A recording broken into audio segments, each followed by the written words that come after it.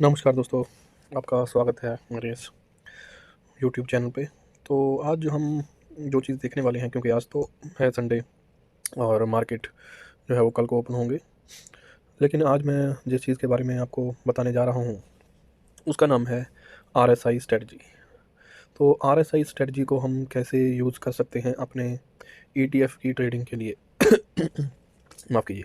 इसको आप किसी पर्टिकुलर स्टॉक के लिए भी यूज़ कर सकते हैं, लेकिन स्टॉक में मैं ज़्यादा इन्वेस्टेड नहीं रहता, तो मैं इन्वेस्टमेंट जो रहती है मेरी ज़्यादातर रहती है ईटीएफ में। तो ईटीएफ के अंदर हम कैसे जो है वो आरएसआई को यूज़ करते हैं, किस तरह से हम देखते हैं आरएसआई को।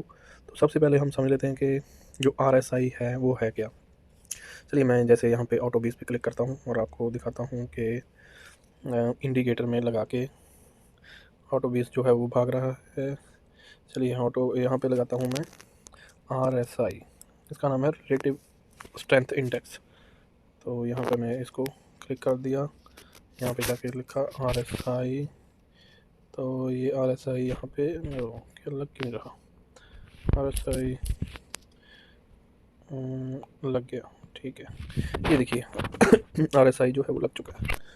अगर आप ध्यान से देखोगे आरएसआई को, तो जब भी इसकी रेंज 40 और 70 के बीच में इसकी यूजली रेंज जो है वो मानी जाती है कि अगर तो 40 या 30 तक आके ये अप ट्रेंड दोबारा से यानी कि रिवर्सल ले ले, तो वहाँ से हम बाइंग इसको मानते हैं।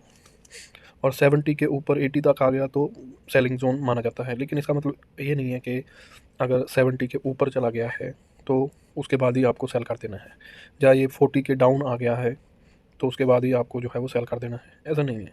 या उसके बाद ही आपको बाय कर लेना है, ऐसा नहीं है। जब तक ये कन्फर्मेशन रिवर्सल नहीं देता, यानी कि आप देखिए पहले ये 40 पे आया, 40 पे आके इसने यहाँ पे सपोर्ट लिया है, जहाँ पे मेरा लाइन है। तो यहाँ पे इसने सपोर्ट लिया, तो सपोर्ट लेने के बाद ये फिर से रिवर्सल जो है वो आने लगा, यानी कि 70 को जाके इसने टच किया। तो यहाँ पे हम बाइंग कर सकते हैं क्योंकि ये रिवर्सल ले रहा है।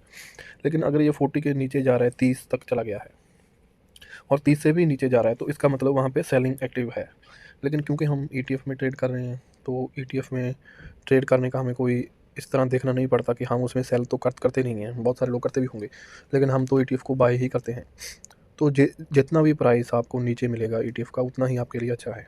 अगर 40 पे आ रहा है तो 40 पे आप बाय कीजिए, अगर 30 पे मिल रहा है 30 पे बाय कीजिए, और अगर 70 के ऊपर आरएसआई चल रहा है तो उसके बाद आप वेट कर सकते हैं, उसमें एसआईपी कर सकते हैं, यानी कि छोटी छोटी अमाउंट में खरीद सकते हैं। एकदम इकट्ठा पैसा उसमें आपको नहीं लगाना होता। अगर हाँ 40 के ऊपर है, वहाँ पर भी एक लॉट में ज़्यादा पैसा लगाया जा सकता है। देखिए, मैं कोई सेबी रजिस्टर्ड एजेंट नहीं हूँ। पैसा लगाने से पहले आपने अपने फाइनेंशियल एडवाइज़र से पूछना है। मैं कैसे काम करता हूँ मार्केट में, मैं सिर्फ वो आपको बता सकता हूँ। बाकी और लोग किस तरह से काम कर रहे हैं, किसी ने क्या इन्वेस्टमेंट करनी है, वो उसका खुद का अपना मसला है। तो चलिए देखिए कि मैं जैसे आपको कहा कि अब ये 70 पर इसने यहाँ पे टच किया है। तो 70 से ऊपर का मतलब है कि ट्रेंड बहुत फास्ट है। अब 70 से ऊपर का मतलब ये नहीं है कि हमने उसको सेल कर देना है।